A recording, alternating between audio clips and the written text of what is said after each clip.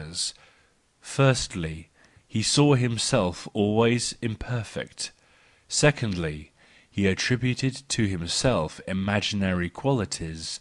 Thirdly, he felt himself in a false position in relation to the animals and nature.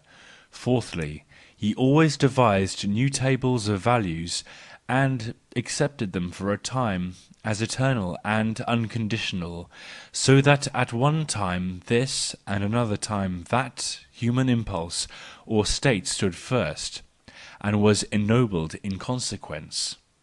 When one has deduced the effect of these four errors, one has also deduced humanity, humaneness, and "human dignity." 116.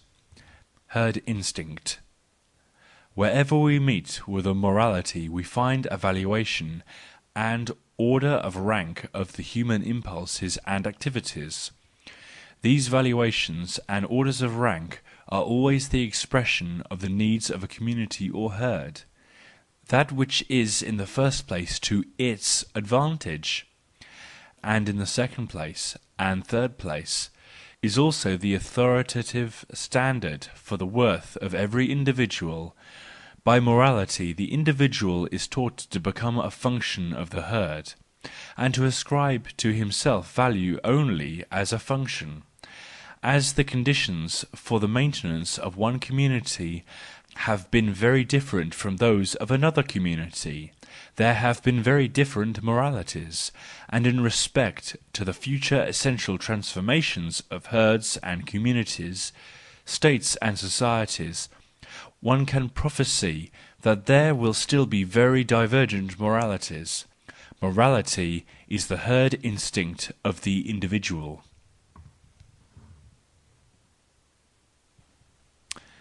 117. The herd's sting of conscience. In the longest and remotest ages of the human race, there were quite a different sting of conscience from that of the present day. At present one feels only responsible for what one intends and for what one does, and we have our pride in ourselves. All our professors of jurisprudence start with this sentiment of individual independence and pleasure, as if the source of right had taken its rise here from the beginning. But throughout the longest period in the life of mankind there was nothing more terrible to a person than to feel himself independent.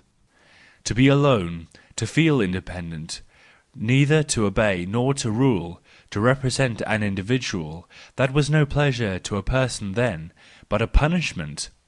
He was condemned, "to be an individual." Freedom of thought was regarded as discomfort personified. While we feel law and regulation as constraint and loss, people formerly regarded egotism as a painful thing and a veritable evil. For a person to be himself, to value himself according to his own measure and weight, that was then quite distasteful. An inclination to such a thing would have been regarded as madness, for all miseries and terrors were associated with being alone. At that time the "free will" had bad conscience in close proximity to it, and the less independently a person acted, the more the herd instinct, and not his personal character, expressed itself in this conduct. So much the more moral did he esteem himself. All that did injury to the herd, whether the individual had intended it or not, then caused him a sting of conscience, and his neighbour likewise, indeed the whole herd.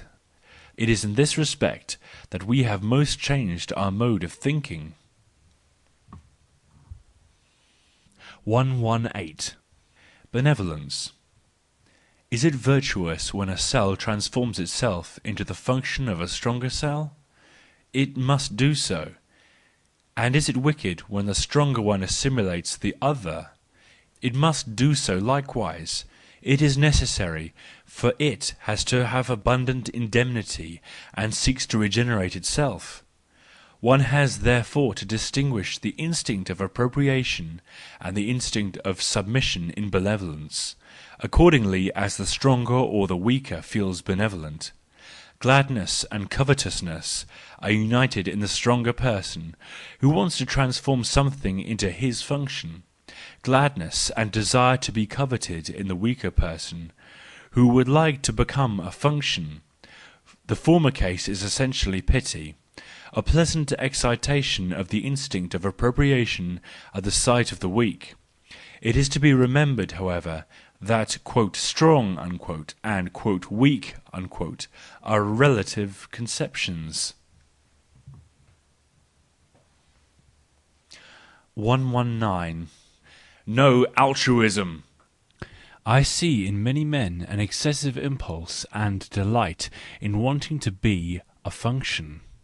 They strive after it, and have the keenest sense for all those positions in which precisely they themselves can be functions.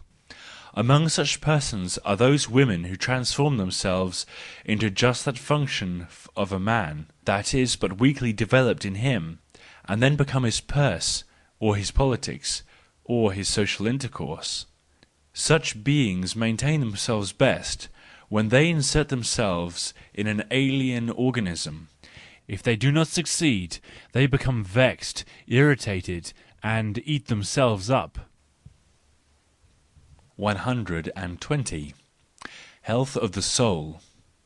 The favourite medico-moral formula, whose originator was Ariston of Kynos, virtue is the health of the soul, would, at least in order to be used, have to be altered to this: thy virtue is the health of thy soul.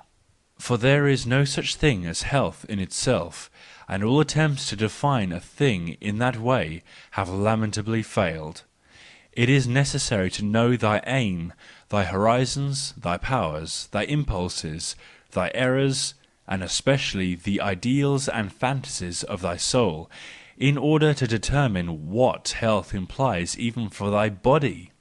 There are consequently innumerable kinds of physical health, and the more one again permits the unique and unparalleled to raise its head, the more one unlearns the dogma of the "equality of men," so much the more also must the conception of a normal health, together with a normal diet, and a normal course of disease, be abrogated by our physicians.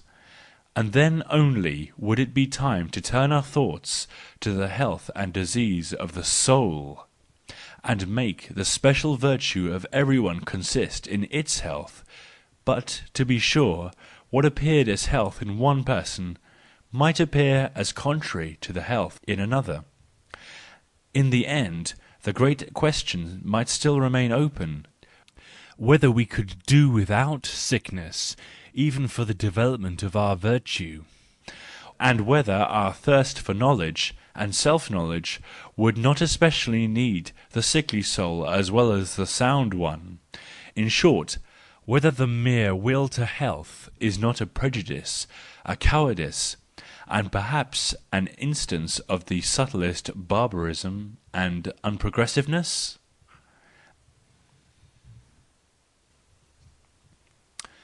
121. Life no argument. We have arranged for ourselves a world in which we can live, by the postulating of bodies, lines, surfaces, causes and effects, motion and rest, form and content. Without these articles of faith, no one could manage to live at present. But for all that they are still unproved, life is no argument. Error might be among the conditions of life.